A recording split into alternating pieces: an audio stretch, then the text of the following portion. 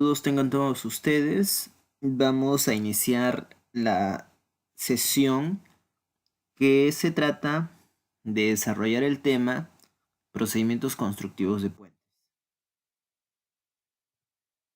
Procedimientos constructivos de los puentes. La historia de la construcción de los puentes es una historia larga de la civilización. Por ella podemos medir gran aporte del progreso humano. Y uno de esos aportes son los puentes, que como ya nos ha quedado claro en las diversas sesiones que hemos desarrollado, nos sirven y nos proporcionan la interconectividad. Estudios topográficos. Dentro de los estudios que se desarrollan para poder concebir posteriormente un expediente técnico, ya nos ha quedado claro que uno de ellos son los estudios topográficos y que para desarrollarlo comprendía básicamente dos etapas: un trabajo de campo y posteriormente un trabajo de gabinete, y concluía en que teníamos los entregables en nuestros planos topográficos, los cuales también ya se mencionó la escala que debe de corresponder a cada uno de ellos. Aparte de eso, también hablamos acerca de los estudios hidrológicos. ¿Cuál es la idea de realizar mi estudio hidrológico? Ver el gasto de diseño y que para este exista una ausencia de daños. Hemos visto ejemplos de puentes colapsados por problemas de socavación, por un mal diseño de la cimentación. Entonces esto es lo que se requiere evitar, y uno de esos factores es desarrollar un buen estudio hidrológico. Gastos probables de frecuencia, aplicar los métodos estadísticos, los métodos semiempíricos, los métodos empíricos, ver un tema del costeo del proyecto del puente en lo que se refiere a la protección, importancia del tamaño de la muestra y confiabilidad de los datos. Y también evaluar el tema del periodo de retorno. Y también los riesgos totales y los riesgos por año de funcionamiento. Todos estos aspectos deben ser contemplados cuando nosotros vamos a ver el tema de realizar un adecuado estudio hidrológico. El otro aspecto que ya hemos visto es acerca de los estudios en mecánica de suelos. Son aquellos estudios donde básicamente se da una exploración del suelo. Luego de esta exploración del suelo, vamos a un trabajo de pruebas de laboratorio. Tenemos que tener mucho hincapié, mucha incidencia en lo que viene a ser la socavación en el cauce, la capacidad de carga, los asentamientos y los empujes de la tierra. De esta manera nosotros vamos a hacer una adecuada selección del tipo de cimentación, que también ya se habló en las anteriores sesiones. Puede ser la superficial o puede ser una cimentación profunda, dependiendo de dónde vas a encontrar suelo firme. Eso es lo que conlleva la parte de la retroalimentación de las clases. El procedimiento constructivo, ¿para qué lo realizamos? ¿Cuál es el objetivo? ¿Por qué se lleva a cabo? ¿Por qué se desarrolla, no? Su finalidad es una finalidad utilitaria, porque busca concebir lo que previamente ya se ha plasmado a nivel de un expediente técnico. Tiene que tener seguridad en la construcción y a posterior debe de cumplir ciertas reglas, ciertas exigencias técnicas. Y también para el procedimiento constructivo se ha tomado en cuenta un tema presupuestal, una limitación económica sobre la base que ya previamente el cuerpo técnico ha determinado cuánto sería. ¿Qué actividades fundamentales se tienen que desarrollar en la elección del método constructivo? Tienes que evaluar lo que se refiere a la capacidad, a la experiencia y al ingenio para poder ejecutar de manera correcta y sin ningún imprevisto lo que ya previamente está plasmado en los planos. Y también tiene que haber una elección inadecuada. ¿Cuándo se va a realizar este tipo de elección inadecuada? ¿Cuándo vas a tener un juicio inadecuado? Un gasto económico que no corresponde. Y tiempo perdido. ¿Por qué? Generalmente se da por la poca expertise del profesional o de la empresa constructora que va a llevar a cabo el procedimiento constructivo.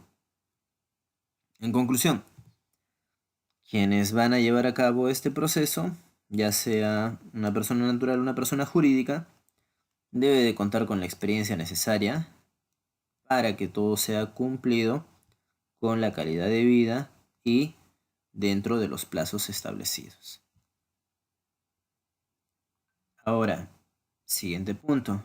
Vamos a ver las características básicas de la elección del proceso constructivo. Tienes que ver un tema de la identificación de las necesidades exigentes. Posteriormente, acumulación de la información de los estudios de campo. Formulación de alternativas posibles. Análisis de los estados alternativos, evaluación física y económica. Dentro de lo que se refiere a la acumulación de la información de los estudios de campo, tiene que ver un adecuado desarrollo en lo que se refiere a la elección de la zona donde se va a realizar el puente. Y en cuanto a la información, que ésta sea precisa y sea real. Dentro del punto donde nos habla acerca de la formulación de las posibles alternativas, si tú dices que va a haber solo una única solución, estamos cayendo en un error. Lo adecuado y lo que siempre tenemos que tener en cuenta es que va a haber múltiples alternativas de solución y dentro de las cuales tú tienes que elegir la que mejor se adecue en ese momento a las características y necesidades que tú requieres.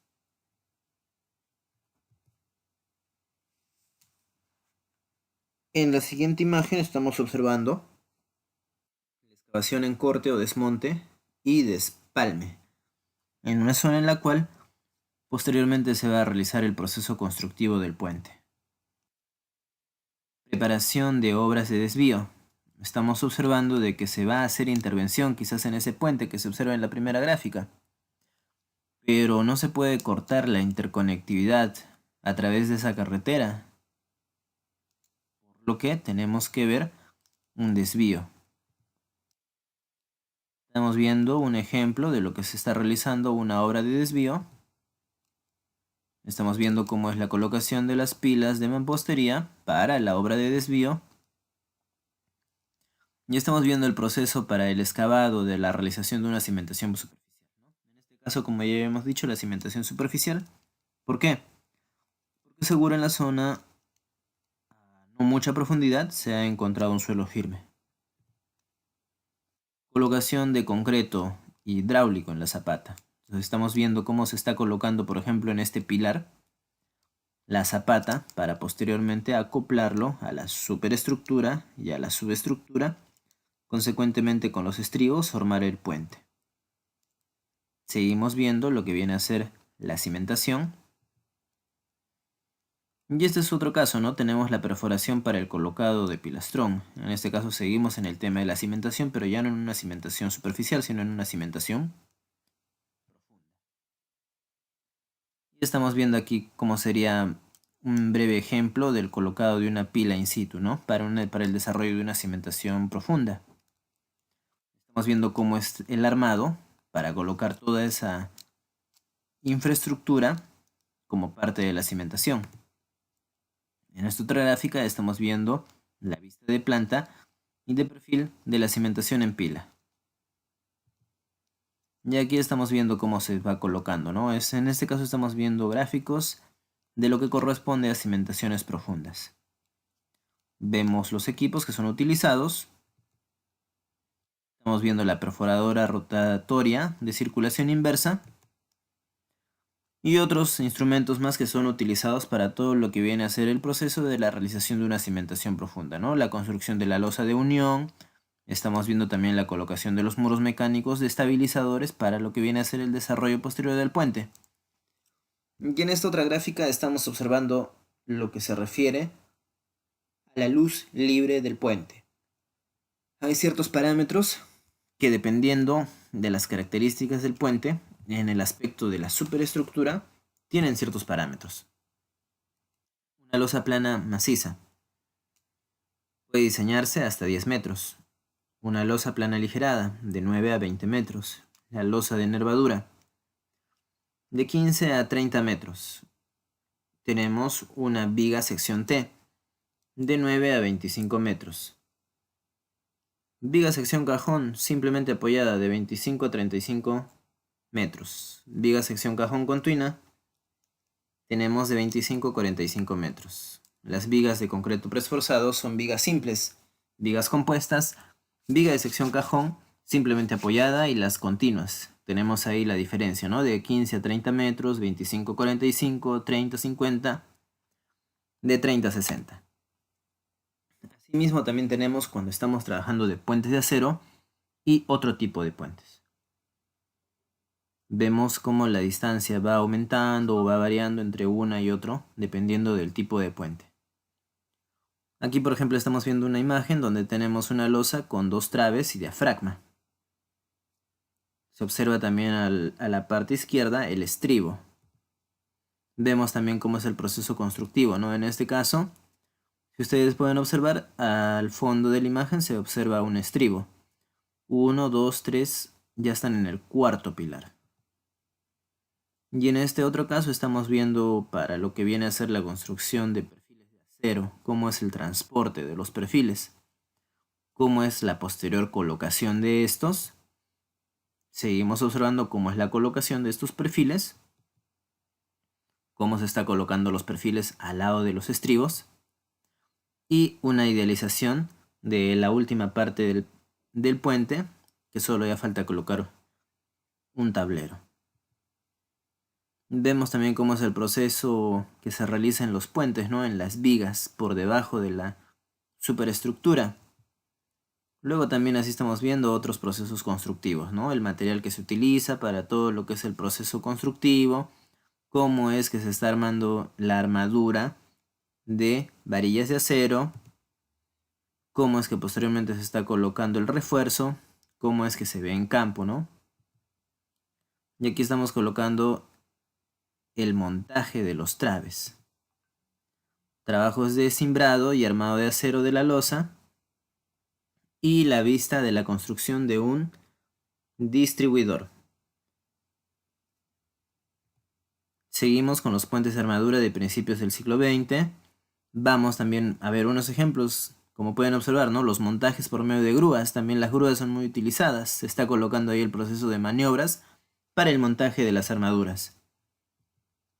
Seguimos viendo, ¿no? En este caso en México, cómo se viene realizando el proceso constructivo. Por ejemplo, aquí ya están colocados los pilares y lo que se viene desarrollando es la posterior instalación de el tablero que corresponde a la superestructura. Seguimos viendo los montajes con cables, como ustedes pueden observar en las siguientes imágenes. Se está colocando en este caso en un puente tipo arco. Una vez que se ha colocado el arco, en este caso es un tablero superior, porque va a ir por encima del arco, se está colocando. Y así, seguimos observando más imágenes, en este caso del puente de Márquez, cómo viene el proceso de instalación. Puente Mezcala. Y más o menos observen, estamos hablando en este caso del puente de Río Baluarte de 1124 metros. Y acá una pequeña gráfica donde nos indica a referencia paso a paso cómo es que se ha ido avanzando el proceso constructivo.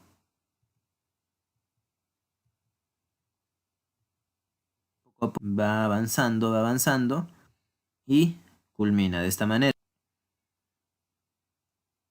Entonces ahora lo que vamos a nosotros observar es un pequeño video donde también nos van a explicar ciertos criterios para los procedimientos constructivos, ¿no? Y cuál es la importancia de que se realice un adecuado procedimiento constructivo para que estos puentes cumplan su finalidad y el tiempo de vida para el cual fueron diseñados. ¿Sí? Con esto sería todo. Pasamos a ver el video.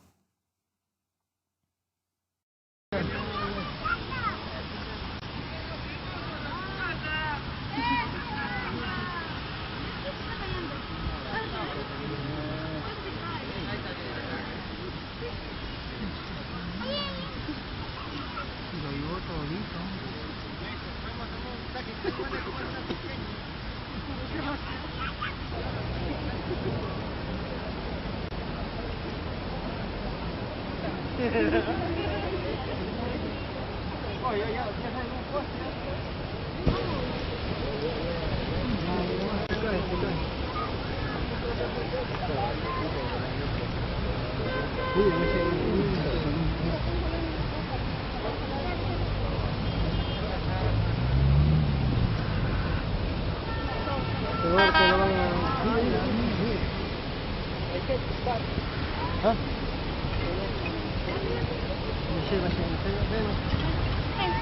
¿Sabes, no? Espera, por la que espera, tenga listo, no va.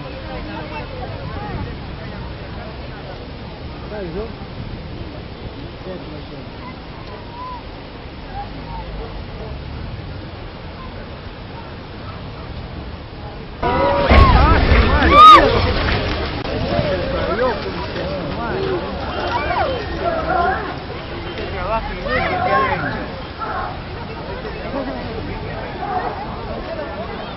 Sí, sí, sí,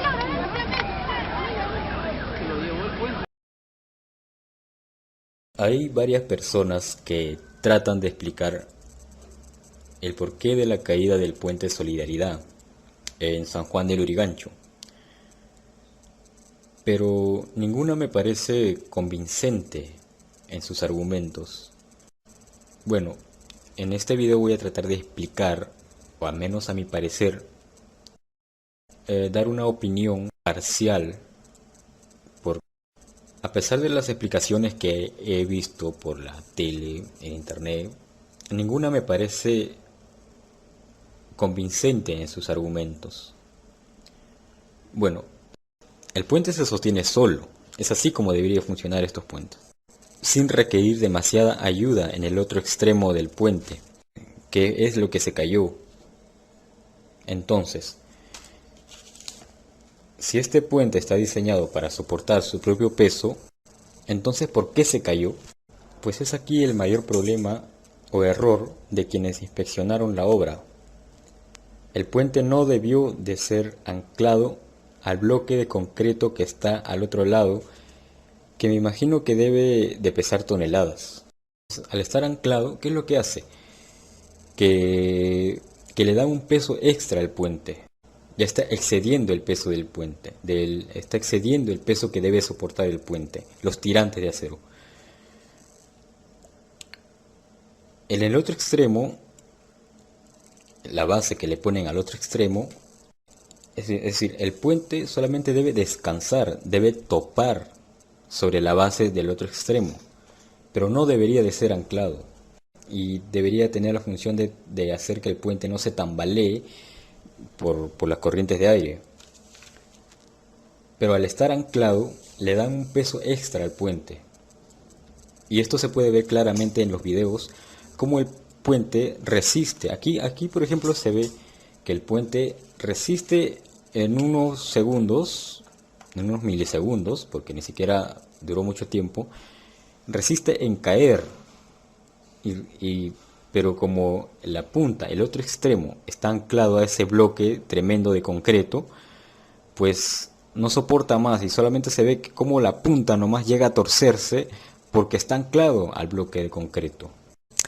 Si no hubiera estado anclado, seguramente sí se hubiera quedado suspendido en el aire, tal vez cediendo unos centímetros, pero se hubiera quedado suspendido seguramente, ya que la estructura y el diseño está hecho para eso, y solamente hubiera caído el bloque de concreto. Yo trabajo en estructuras y conozco las consecuencias de un mal cálculo, se podría decir, ¿no? De una mala decisión. Mediante los videos que he visto, yo creo que analizándolo bien, ese fue el error más grande, que anclaron el bloque tremendo de concreto, la base esa del otro extremo al puente cuando no debieron de anclarlo.